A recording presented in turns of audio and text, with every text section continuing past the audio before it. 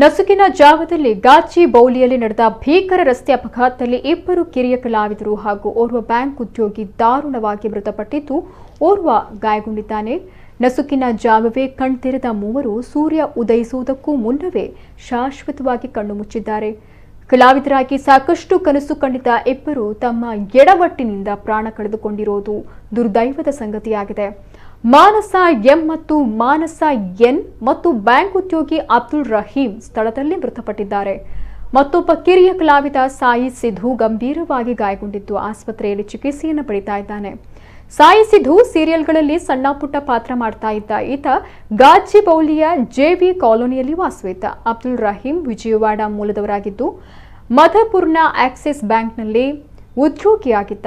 ಮಾನಸ M ಮತ್ತು ಮಾನಸ N ಅಮರಪೇಟೆಯ ಹಾಸ್ಟೆಲ್ನಲ್ಲಿ ವಾಸವಿದ್ರು.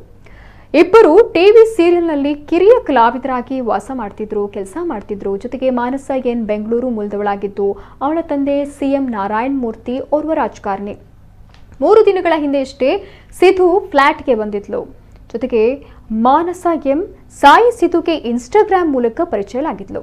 ಶುಕ್ರವಾರ ಬೆಳಗ್ಗೆ ಸಿಧು ಫ್ಲಾಟ್ಗೆ ಬಂದಿದ್ಲು. ಅಬ್ದುಲ್ ಅದೇ ಫ್ಲಾಟ್ಗೆ ಸಂಜೆ ಭೇಟಿ ಕೊಡ್ತಾನೆ. ಸಿಧು ಹೊರತುಪಡಿಸಿ ಉಳಿದ ಮೂವರು ಶುಕ್ರವಾರ ರಾತ್ರಿ ಮದ್ಯಪಾನ ಮಾಡಿರ್ತಾರೆ. ಬಳಿಕ ಮಧ್ಯರಾತ್ರಿ ಟೀ ಕುಡಿಯಲು ಅಂತ ಕಾರು ತೆಗೆದುಕೊಂಡು ಹೊರ ಬಂದಿರ್ತಾರೆ. ಕಾರು ಚಲಾಯಿಸಿದ ಅಬ್ದುಲ್ ಮದ್ಯದ ಅಮಲಿನಲ್ಲಿದ್ದ. ಅವನ ಪಕ್ಕದ ಸೀಟಿನಲ್ಲಿ ಸಾಯಿ ಸಿಧು ಕುಳಿತಿದ್ದ. ಇನ್ನು ಹಿಂಬದಿ ಸೀಟ್ನಲ್ಲಿ ಮಾನಸ ದ್ವಯರು ಕುಳಿತಿರ್ತಾರೆ. ಮೊದಲೇ ಮತ್ತಿನಲ್ಲಿದ್ದ ಅಬ್ದುಲ್ ಕಾರನ್ನ ವೇಗವಾಗಿ ಓಡಿಸಿರ್ತಾನೆ.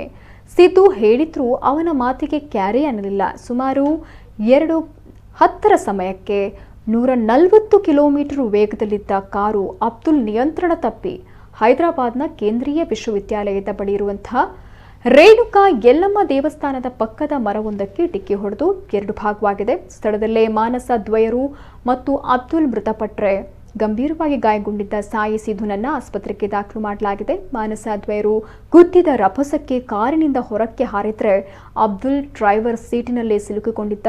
ಬಲೂನ್ ತೆರೆದುಕೊಂಡಿದ್ದರಿಂದ ಸಾಯಿ ಸಿಧು ಬದುಕುಳಿದಿದ್ದಾನೆ. ಮೃತದೇಹಗಳನ್ನು ಪೊಲೀಸರು ಉಸ್ಮಾನಿಯಾ ಆಸ್ಪತ್ರೆಗೆ ರವಾನಿಸಿದ್ದಾರೆ. ಪ್ರಕರಣ ದಾಖಲಿಸಿಕೊಂಡಿರುವ ಪೊಲೀಸರು ತನಿಖೆಯನ್ನು ಕೈಗೆತ್ತಿಕೊಂಡಿದ್ದಾರೆ.